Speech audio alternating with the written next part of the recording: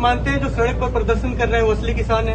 पहले उनकी पार्टियां तो देख ले कौन सी। सर, खाद्य आपूर्ति विभाग के आप जैसे मंत्री हैं, ये देखा जाता है कि हर बार ही फूड एंड सप्लाई डिपार्टमेंट में कोई भी सीजन आता है तो शामिल आता है, जिन इंस्पेक्टर्स पर आरोप लगते हैं उन्हीं की दोबारा ड्यूटियां लगा दी जाती है सीजन में। प्रोक्योरमेंट को एक डिपार्टमेंट नहीं करता, 4 डिपार्टमेंट ज्वाइंटली करते हैं। डिस्ट्रिक्ट एडमिनिस्ट्रेशन उनको मॉनिटर करता है। अगर आपके पास कोई स्पेसिफिक इस तरह की कंप्लेंट किसी एक मंडी की है या अनेकों मंडियों की, तो आप मेरे को दीजिए।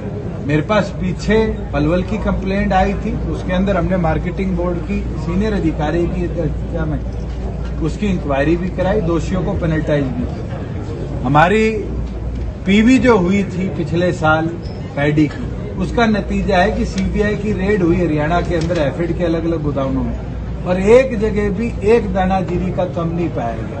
We were successful to at least इस तरह की समस्याओं को रिजॉल्व कराने की। अगर कोई आपकी जानकारी में भी मोर देन हैप्पी। सर आखिर सर कोरोना को लेकर सर क्या कहेंगे? कोरोना की स्थिति क्या है सर? मैं तो यही कहूंगा भैया, कोरोना दोबारा बढ़ रहा है, अपना मास्क पहनो, सुरक्षित इस वर्ष क्योंकि कोविड के करके और बीच में फार्मर एजुटेशन करके ये पहली बैठक है। इसके अंदर लगभग 15 प्रार्थियों की समस्या के ऊपर चर्चा भी हुई, समाधान भी निकाले गए, कईयों के ऊपर एक्शन भी लिया गया, और साथ में लगभग 20 के आसपास अन्य प्रार्थियों की भी बात हुई। और हमें उम्मीद है कि उनकी जो समस्याएं बाद में आई हैं, जिनके ऊपर आने वाले भविष्य में एक्शन होना चाहिए, उस पर भी उनकी सेटिस्फैक्शन के उपरांत कार्रवाई हो। कल से प्रदेश के अंदर प्रोक्योरमेंट प्रोसेस सरसों का और गेहूं का शुरू है। पूरी तौर पर उसकी तैयारी कर दी गई है। निरंतर चारों प्रोक्योरिंग एजेंसी, चाहे वो फूड सिविल सप्लाईज हो, एफिड हो, वेयर हाउसिंग हो या फूड कॉरपोरेशन ऑफ इंडिया हो, उनको तमाम मंडी सब सेंटर ऑलरेडी ईयरमार्क्ड है। ट्रांसपोर्टेशन का लोडिंग अनलोडिंग का पूरी तौर पर खाका तैयार हो चुका है। गन्नी बेल्स की जहां समस्या थी, उसको भी डिस्ट्रिक्ट लेवल पर डिप्टी कमिश्नर्स की अध्यक्षता के अंदर प्रॉपरली मॉनिटर किया गया है, और सरप्लस गन्नी बेल्स प्रदेश के अंदर आज उपलब्ध है। किसी तरह की भी बारदाने की कमी नहीं आएगी। आड़ती भाइयों को भी 2.5% जो उनकी कमीशन है वो पूरी सरकार टाइमली देने का काम करेगी। उनके कोई पुराने ग्रीवेंस थे, उसके ऊपर भी अधिकारीगण ने चर्चा कर उनको निपटाया है। और मैं उम्मीद करता हूं कि हमारी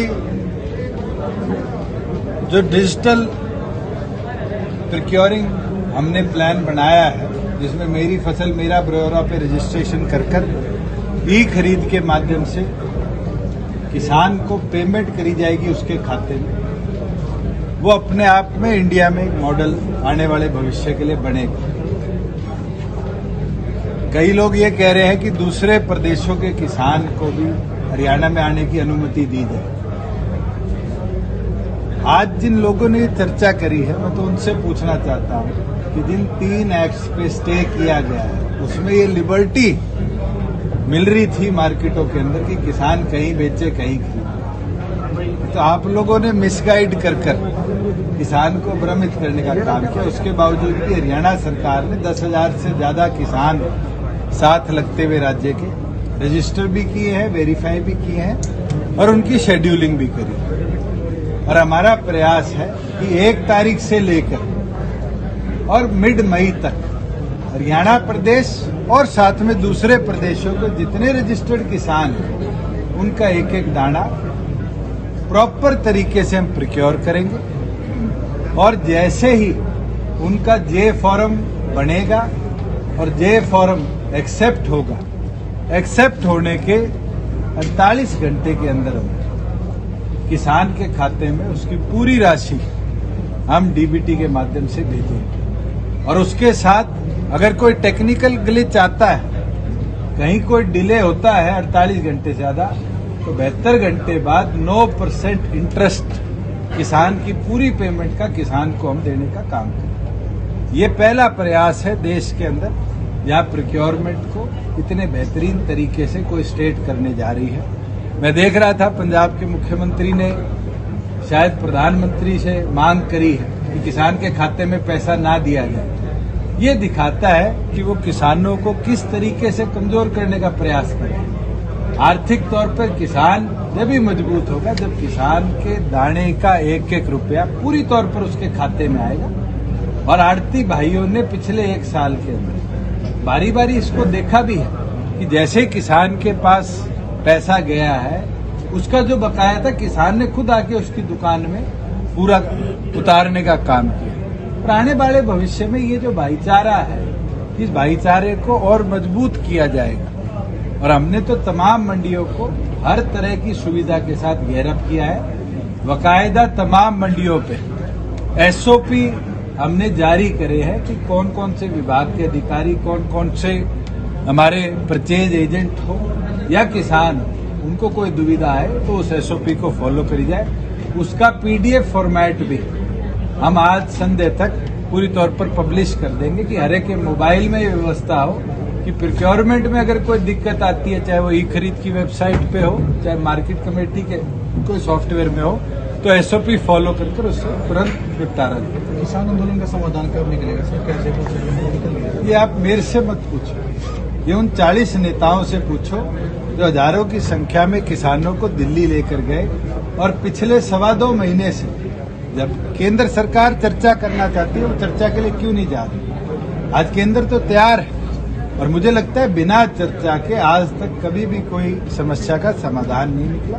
मैं तो इस पक्ष में हूँ, केंद्र से किसान नेताओं को चर्चा करनी थी और चर्चा करके इसका निपटारा। आज आप भी जिला सचिवालय पहुंचे पानीपत, किसानों ने बाहर काले झंडे और किसानी झंडे दिखाए, तो विरोध कर रहे हैं। पीसफुल प्रोटेस्ट करना सबका अधिकार है, हम भी करते थे, विपक्ष में थे। लॉ एंड ऑर्डर कोई हाथ में ना ले, अगर कोई लॉ एंड ऑर्डर हाथ में लेता है तो सख्ती से पंजाब में जो बीजेपी विधायक की जो पिटाई हुई, पूरी तौर पर निंदा करता हूं। और अगर ऐसी कोई गतिविधि होती है तो मुझे लगता है कि सख्त से सख्त कार्रवाई वहां के पुलिस एडमिनिस्ट्रेशन को उन लोगों के विरुद्ध करनी चाहिए जिनने पब्लिक रिप्रेजेंटेटिव के साथ इस तरह की घटना करी। अगर हमारे प्रदेश के अंदर ऐसी घटना हुई होती तो आज पूरे देश में उसका संदेश भिजवाने का हम काम करें। आज एक इलेक्टेड रिप्रेजेंटेटिव के साथ इस तरह की हरकत कर रहे हैं, आप सोचो कि आने वाले भविष्य में तो फिर किसी के साथ भी कोई भी सामाजिक असामाजिक तत्व ऐसी घटना कर दे, उसके लिए जिम्मेवार कौन हो? मैं तो पूरी तौर पर पंजाब पुलिस का फेलियर मानता हूं, उनके एडमिनिस्ट्रेशन का फेलियर मानता हूं कि ऐसी घटना हुई, उसको पुलिस वालों ने देखा और वहां कोई कार्रवाई। अभी चौटाला ये कह रहे हैं कि जेजेपी और बीजेपी के अगर बंदे गांव में आए तो उनको बांध लो पोल के साथ। अबे चौटाला को आप सीरियस पॉलिटिशियन मानते हो? मैं तो बता रहा हूं, जिस दिन उनको आपने सीरियस पॉलिटिशियन मान लिया उस दिन आपको पता चल जाएगा प्रदेश में क्या क्या। अबे चौटाला तो ये कहते हैं कि सांसद उन्होंने पहली बार आपको ही बनाया था। वो तो पता नहीं, मेरी तनख्वाह भी वही दे रहे होंगे, मेरी ट्यूशन फीस भी वही दे रहे होंगे, मेरे कपड़े का खर्चा भी वही दे रहे होंगे।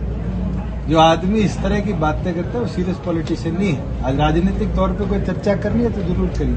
सर, सरकार योजना बना रही है किसानों के लिए, भी आपने बताया, वो कौन से किसान है जिनको लाभ मिलेगा? क्योंकि किसान सड़कों पे सर, किन किसानों को लाभ मिलेगा सर आपकी योजना का?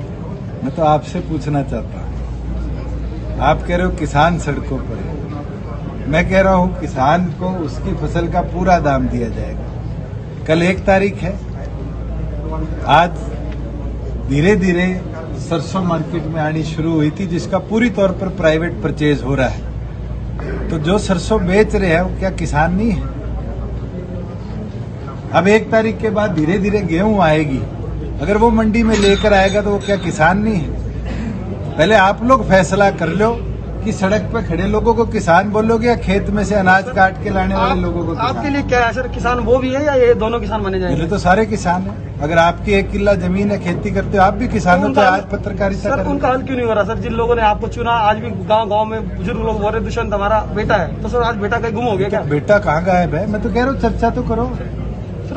आप कहते हो एक ओर पर कि मंडियां ऊपर नहीं करनी चाहिए, दूसरी ओर पर आप कहते हो दूसरे प्रदेशों का अनाज लो। ये तो खुद कॉन्ट्रेडिक्टरी है।